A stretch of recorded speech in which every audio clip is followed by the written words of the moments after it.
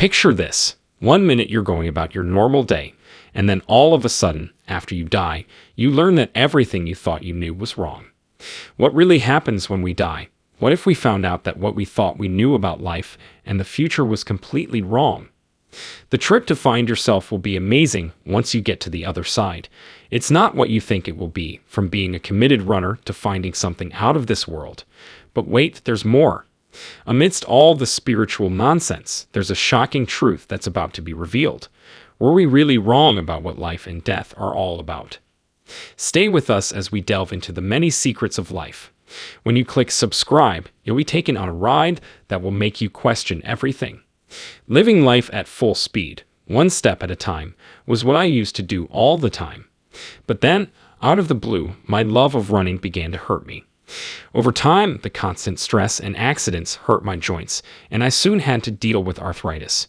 Because my legs hurt all the time, even small tasks seemed impossible.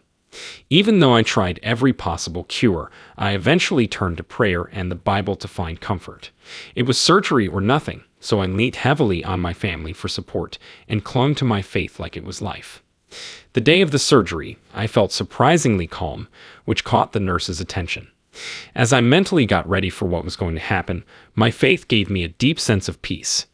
Things went from bad to worse as the anesthesia wore off and I fell asleep. Pain and an abnormal heartbeat were signs of trouble, and I felt scared as I thought about what could go wrong. At that very important moment, I prayed for a quick answer to bring things back into balance. The world stopped making noise, and my pain seemed to go away as quickly as it came. I woke up to find myself floating above my hospital bed, watching what was going on below with an open mind. A doctor in a striking black jacket was having a tense conversation with another doctor as I walked through the hospital halls. Even though I didn't understand the facts, I felt compelled to keep going. I sped through the city after leaving the hospital and noticed that there wasn't any wind, which was strange.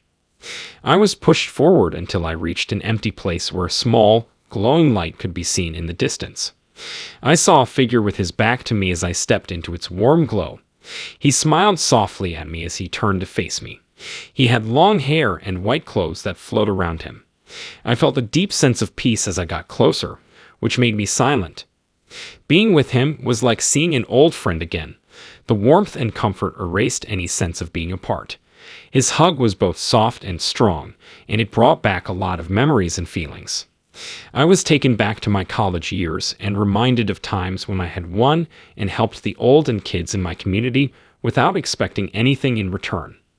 One memory stood out clearly, a touching moment with a weak grandma whose beautiful smile, despite her illness, taught me the deep joy of giving without expecting anything in return. But along with the pride and happiness, shame crept in when I thought about the time I gave in to peer pressure and cheated on a test. It was hard to deal with my guilt, but Jesus' eyes let me know they understood and forgive me. I was nervous and interested as I waited for his take on my mistakes. Jesus broke the silence by inviting me to spend time with him. He then led me to a quiet place where my father and grandfather, among other loved ones who had died, were waiting. We felt more connected than we spoke across a calm river. We understood each other without words. I was excited about the thought of seeing my family and friends again, but Jesus told me to wait.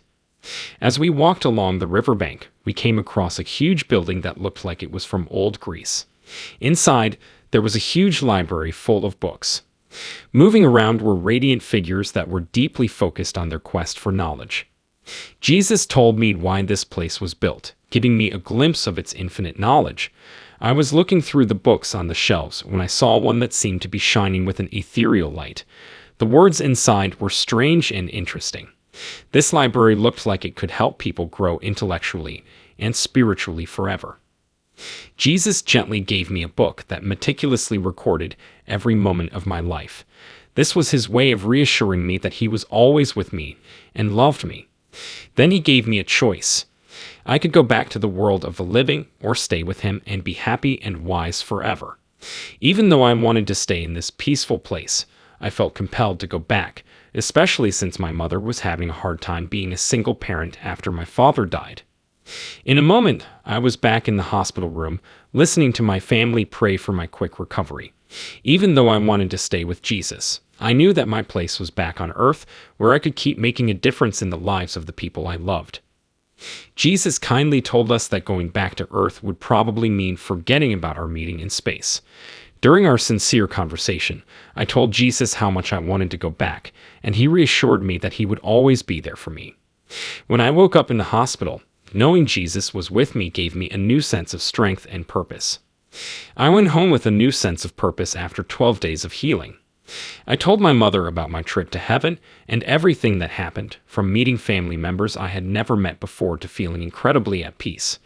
At first, my mother was skeptical, but as I talked about seeing my great-grandfather, a guy I had never met, she became thoughtful.